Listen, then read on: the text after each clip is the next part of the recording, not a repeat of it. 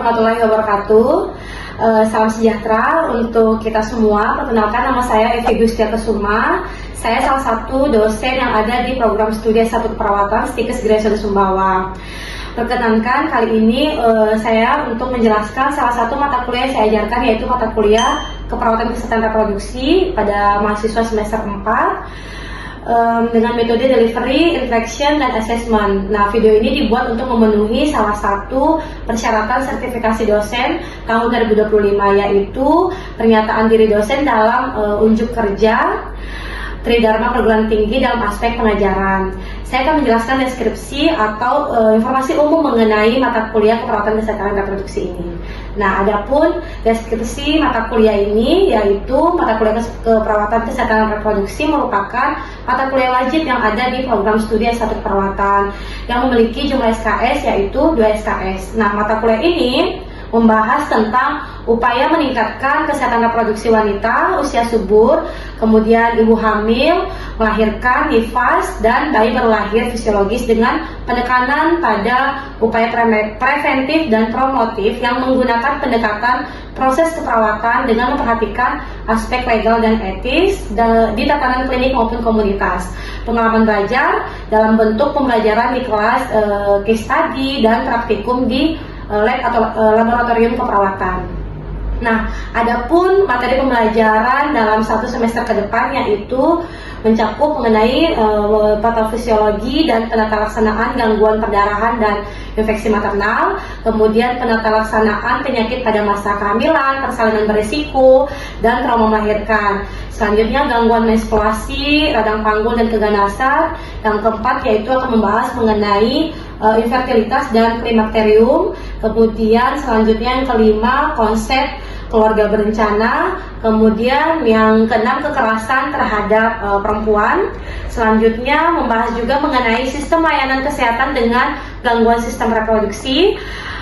Selanjutnya pengkajian dan promosi kesehatan wanita. Kemudian yang kesembilan, upaya pencegahan primer, sekunder, dan tersier pada sistem reproduksi. Kemudian yang ke-10 yaitu tren dan isu yang ada dalam ruang lingkup keperawatan kesehatan reproduksi. Kemudian manajemen kasus pada kesehatan reproduksi. Yang terakhir yaitu mencakup juga membahas mengenai mendemonstrasikan asuhan keperawatan pada sistem kesehatan reproduksi.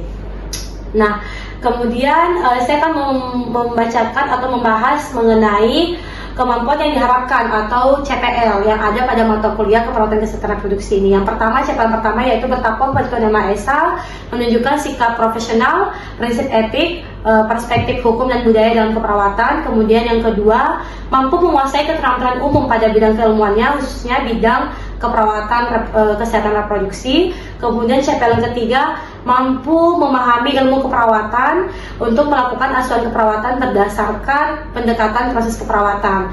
Selanjutnya CPL keempat yaitu mampu memberikan asuhan keperawatan secara profesional pada tatanan laboratorium untuk meningkatkan kualitas asuhan keperawatan dan keselamatan klien.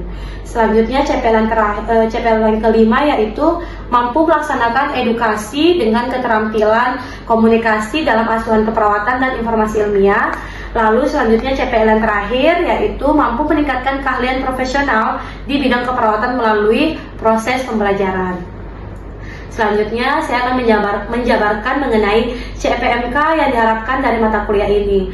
Nah, setelah mengikuti kegiatan pembelajaran keperawatan kesehatan reproduksi ini, mahasiswa bila diberikan data atau kasus, mahasiswa mampu melakukan asuhan keperawatan, kemudian selanjutnya simulasi pendidikan kesehatan, mengintegrasikan hasil penelitian, kemudian melakukan simulasi pengelolaan asuhan keperawatan, kemudian mendemonstrasikan intervensi keperawatan pada wanita usia subur, usia reproduksi, pasangan usia subur, wanita dalam masa childbearing atau hamil, melahirkan, setelah melahirkan atau masa nifas, dan bayinya sampai usia 28 hari dengan kondisi atau dalam kondisi berisiko beserta keluarga dengan memperhatikan aspek legal dan etis. Adapun referensi yang saya gunakan pada mata kuliah ini diantaranya yaitu Peri DKK, Maternal Child Nursing Care edisi kelima, kemudian Pink DKK, buku ajar keperawatan kesehatan reproduksi, kemudian Herawati, buku ajar kesehatan reproduksi dan keluarga berencana, kemudian Bahrun DKK, keperawatan kesehatan reproduksi, kemudian Martini, buku ajar keperawatan laboratorium sistem reproduksi, kemudian Ratna Widyastuti DKK, keperawatan maternitas reproduksi.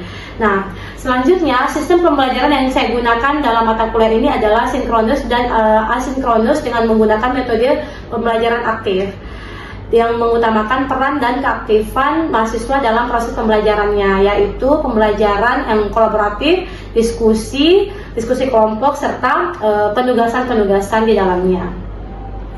Pembelajaran mata kuliah keperawatan kesehatan reproduksi ini dilakukan selama atau sebanyak 16 kali pertemuan beserta praktikum lab, kemudian 14 kali pertemuan perkuliahan, kemudian 7 kali perkuliahan kemudian pertemuan ke-8 UTS, dan selanjutnya pertemuan ke-9 dan seterusnya sampai pertemuan ke-15, dan yang ke-16-nya yaitu untuk UAS-nya, ujian akhir semester.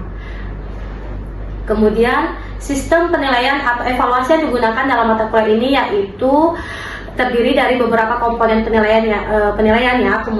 Adapun komponennya yaitu presensi sebanyak 10%, kemudian tugas 10%, case method 50%, UTS 15%, dan UAS 15%. Jadi total sebanyak 100, pembobotannya sebanyak 100%.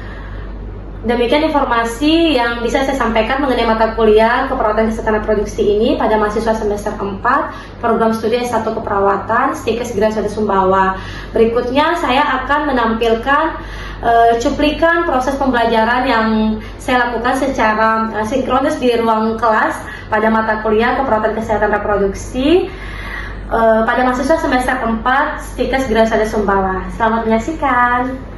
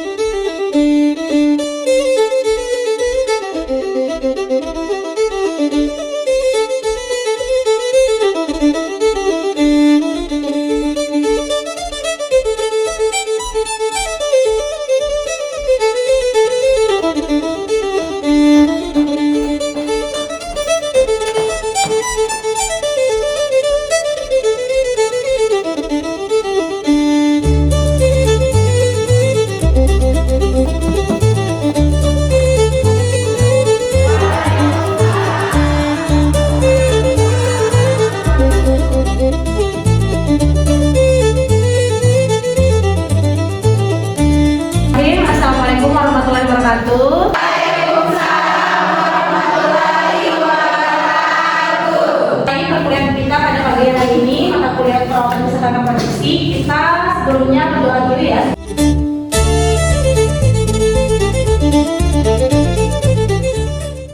Oke, sebelumnya kita tanya dulu ya. Apa kabar kalian hari ini?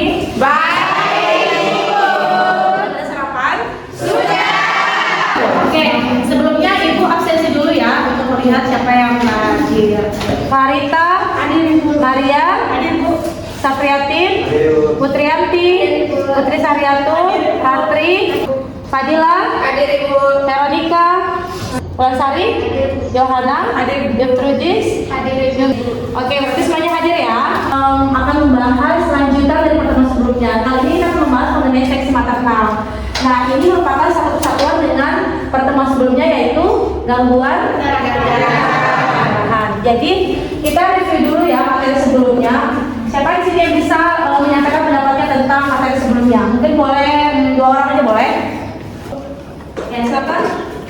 Gangguan pendarahan adalah kondisi medis yang terkait dengan pendarahan yang tidak normal atau berlebih, baik internal maupun eksternal. Adapun pencegahannya seperti menghindari cedera atau trauma, menggunakan obat dengan hati-hati, mengelola kondisi medis yang mendasari, melakukan pemeriksaan kesehatan rutin, mengonsumsi makanan yang seimbang dan bergizi. Oke, tepuk tangan dulu dong. Sebelumnya ya, siapa aja bisa mereview sebelumnya? Oke, Vina Vira ya, Vira. Gangguan pendarahan terjadi ketika proses pembekuan darah terganggu sehingga menyebabkan pendarahan yang tidak terkendali atau berlebihan. Hal ini dapat disebabkan oleh kelainan pada trombosit, faktor pembekuan darah, atau pembuluh darah. Kasih dulu. Oke. Nah, kali ini untuk pertemuan selanjutnya yaitu kita akan membahas mengenai infeksi maternal. Sebelum Ibu lanjut ya dengan penjelasan Ibu mengenai infeksi maternal, mungkin ada yang sudah pernah mendengar atau mungkin pernah membaca di suatu jurnal yang lainnya memahami mengenai infeksi maternal. Saya Ibu. Oke, apa yang kamu tahu? Di sini ada pun jenis-jenis infeksi maternal. Yang pertama infeksi saluran kemih, Ya, yang kedua vaginosis bakterialisis, yang ketiga infeksi jamur vagina, yang keempat infeksi menular seksual atau IMS, yang kelima rubella, selanjutnya ada hepatitis B dan Staphylococcus group. Oke, itu jenis-jenis yang bisa kita bahas nanti ke depannya mengenai infeksi maternal ya. Cuma kali ini kita akan membahas hanya fokus pada satu infeksi yang terjadi pada ibu hamil ya, indikasinya. Nah, kita lihat dulu definisinya itu apa. Infeksi maternal adalah kondisi patologis yang disebabkan oleh masuknya mikroorganisme seperti bakteri, virus, jamur atau parasit ke dalam tubuh selama masa kehamilan, baik itu persalinan maupun masa nifas, yang dapat menimbulkan komplikasi obstetrik yang membahayakan tidak hanya pada ibunya tapi juga pada janinnya.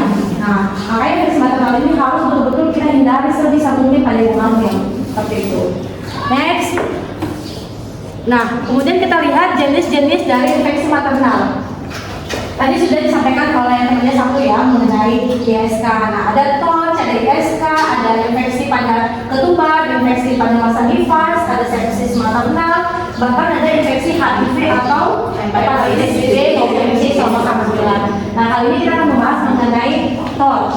Nah, mungkin ada yang ada di situ ya. TORCH itu adalah singkatan sebenarnya, yaitu Toxoplasma others, ada itu seperti sifilis, kemudian HIV, rubella, kemudian herpes. Nah, itu singkatan dari TORCH. Nah, kita lihat dulu, TORCH itu merupakan singkatan Toxoplasmosis infeksi parasit atau modi yang biasanya berasal dari kotoran kucing atau makanan atau minuman yang terkontaminasi. Nah, itu khusus berarti yang di TI berarti nama parasitnya apa? Bondi, ya, Toxobondi ini. Kemudian yang lainnya bisa mencakup infeksi lain seperti sifilis, HIV dan hepatitis B.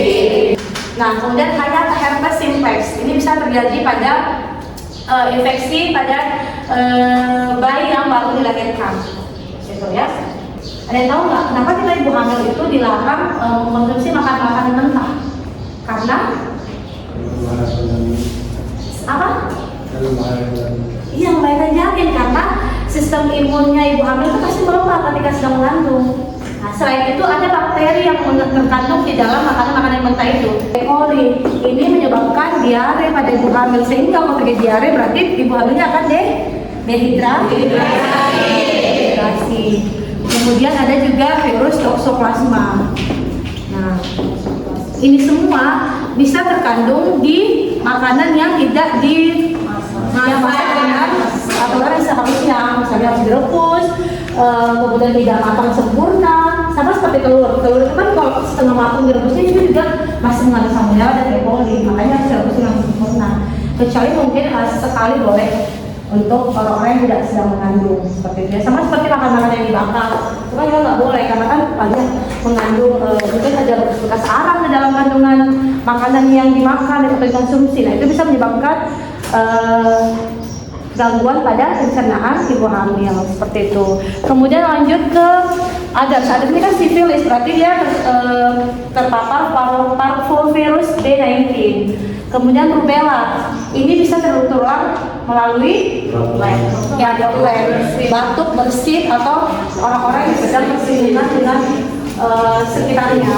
Makanya kalau tidak batuk harus menggunakan masker. Batuk bagian lengan dalam gitu ya. Iya. Karena kalau pakai tangan ini mungkin sama aja kita memegang fasilitas umum dan dipegang aja oleh orang lain gitu. Jadi menggunakan lengan bagian dalam ya. Selanjutnya sitomegalovirus, cairan tubuh. Nah, untuk infeksi ini akan tertular melalui urin, kemudian air liur.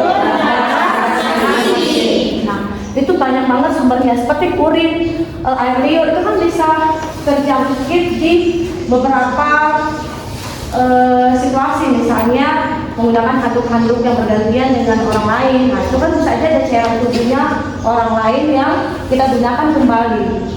Nah, itu dihindari. Selanjutnya herpes simplex, itu kontak langsung saat persalinan terjadi pada bayi yang baru lahir. Selanjutnya kita akan melihat pemasangan pada TORCH, bagaimana agar TORCH ini bisa terdeteksi. Yang pertama, itu bisa dilakukan dengan pemeriksaan darah atau ada namanya TORCH panel. Nah, jadi sudah ada TORCH panel itu untuk melihat nilai apa ini? Nilai apa? Apa itu?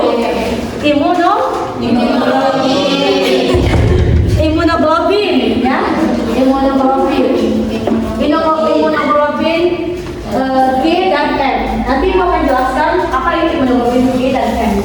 Berapa kali kita melakukan pemeriksaan kandungan? Ada yang hamil? 4. Ya, 1 kali di trimester 1, 1 kali. Kemudian 1 kali di trimester 2 kali di trimester 3. Itu wajib 4 kali secara akurat. Nah, itu fungsinya biasanya kan orang-orang tidak tahu kan.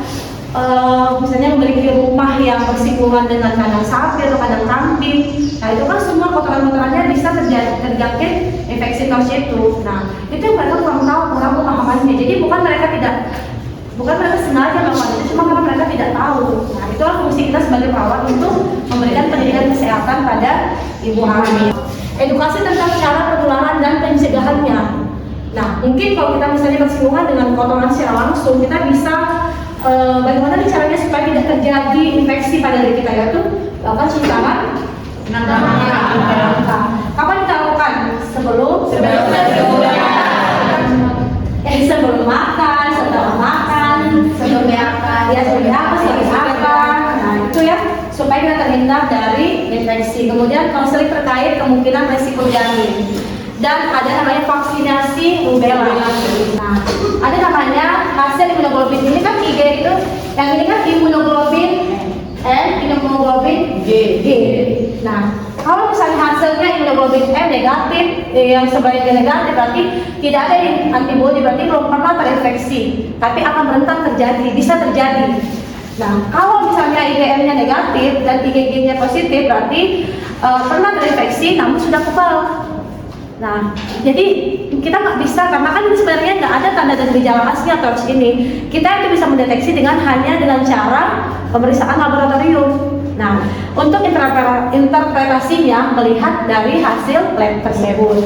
Ini, nah seperti misalnya IgM-nya positif, IgG-nya negatif, berarti ini infeksi baru. Infeksi akut atau berisiko tinggi pada janin. Kalau dua-duanya positif, berarti infeksi sedang berlangsung atau baru saja terjadi. Berarti ini positif, IgM-nya positif, IgG-nya positif. Risiko untuk janin tetap ada, perlu evaluasi lanjutan. Imunoglobin N itu adalah awal infeksi terjadi. Nah, artinya apa? Ini akan menandakan infeksi aktif atau baru terjadi. Sedangkan kalau imunoglobin G itu adalah setelah beberapa minggu. Berarti ini sudah lama infeksinya. Nah, bisa saja berarti IgM-nya negatif, tapi IgG-nya positif. Nanti ini orangnya sudah lama terinfeksi. Tapi misalnya IgG-nya negatif, IgM-nya positif, berarti dia baru saja terjadi infeksi pada ibu hamil tersebut. Paham ya? Kemudian apa efeknya jika terinfeksi TORCH? Ya, pasti hidrosefalus. Kemudian kebutaan pada janin, bisa jadi tuli, bayi lahir prematur, kemudian keguguran berulang, dan cerebral palsy dan lain-lainnya. Nah, itu kita kan curiga itu terjadi TORCH pada ibu hamil, karena kan nggak ada tanda pastinya ya. Jadi kalau ada keguguran berulang, nah kita curiga itu TORCH. Makanya harus pemeriksaan berlanjut selanjutnya. 70% infeksi TORCH ini tidak bergejala pada pasien. Deteksinya hanya dari laboratorium darah. Nah, karena kita tidak tahu nih kita identifikasi TORCH, jadi kita santai aja, misalnya makan makanan sharing dengan orang lain, memakai handuk sharing dengan orang lain. artinya kita sudah menularkan ke orang lain juga karena kita tidak tahu diri kita terinfeksi virus ini. Nah, karena kan ada gejalanya, 70% tidak menunjukkan gejala pada TORCH, hanya satu-satunya melalui dari hasil laboratorium darah seperti itu. Selanjutnya, apa peran perawat dalam pelaksanaan TORCH ini? Tentunya screening awal pada kehamilan. Makanya pada ibu hamil yang baru mengetahui dirinya positif, misalnya BCG-nya positif hamil, berarti kita harus melakukan pemeriksaan lab yang sangat banyak. Itu sudah ada di puskesmas dan gratis dilakukan. Nah, ya, itu wajib dilakukan. Dan edukasi pasien dan keluarga tentang cara penularannya, kolaborasi dengan dokter spesialis kandungan, pemantauan kehamilan, USG dengan berkala, penilaian tumbuh kembang janin, sesuai nggak usia janin, usia kehamilan dengan ukuran janinnya. Jangan sampai nggak sesuai, berarti itu ada sesuatu yang terjadi, misalnya ya, pemberian dukungan emosional konseling bila ada risiko cacat janin. Nah, ini tanda dari saya terjadi rubella ya. Nah, kalau ini herpes simplex, ini pada bayi yang baru lahir seperti ini. Bisa juga jalan kelamin. Nah, seperti itu. Oke, sekarang sebelum kita lanjut, ada pertanyaan atau nggak ada pertanyaan? Gimana? Paham nggak? Paham. Supaya lebih paham lagi, kita buat dua grup discussion ya, untuk tugas dari mereview materi hari ini. Oke, yuk kita buat kenalan dulu. Review pertemuan kali ini kita bagi ke dalam dua grup discussion. Ini ada grup A dan ini ada grup B. Grup A akan membahas mengenai bagaimana jika pada ibu hamil positif TORCH atau salah satu dari infeksi TORCH itu, apa pelaksanaannya, ya, mulai dari pengkajiannya atau suatu perawatannya atau diagnosa yang bisa muncul pada ibu hamil tersebut. Silakan didiskusikan dulu, waktu 10 menit. Nah, untuk kelompok B, grup discussion B ini, kalian akan membahas mengenai pendidikan kesehatan apa yang bisa kalian berikan pada ibu hamil yang memiliki pendidikan rendah, ya, pendidikannya rendah sehingga dia belum pernah terpapar informasi apapun tentang TORCH, seperti itu, ya. Sekarang kalian diskusikan dulu, itu masuk 10 menit juga ya.